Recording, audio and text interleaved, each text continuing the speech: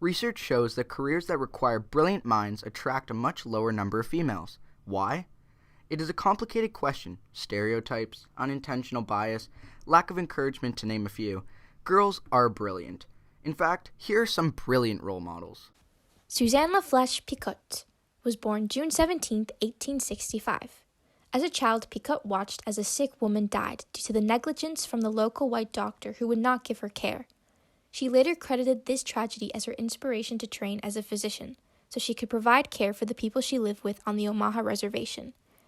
After being homeschooled for several years, Picotte was sent to the Elizabeth Institution for Young Ladies in New Jersey and returned home at the age of 17 to teach at the Quaker Mission School on the Omaha Reservation for 2 years.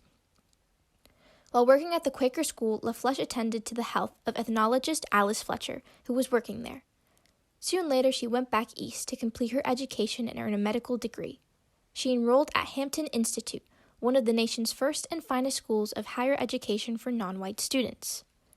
The resident physician there was a graduate of the Women's Medical College of Pennsylvania and encouraged La Fleche to apply there as well. Once again, Alice Fletcher helped La Fleche by securing scholarship funds from the U.S. Office of Indian Affairs and the Connecticut Indian Association. After only 2 years in a 3-year program at WMCP, Susan La Fleche graduated in 1989 at the top of her class. She remained in Philadelphia to complete the year's internship and then returned home to provide health care to the Omaha people at the government boarding school, where she was responsible for roughly 1,200 people. Susan later wed Henry Picotte.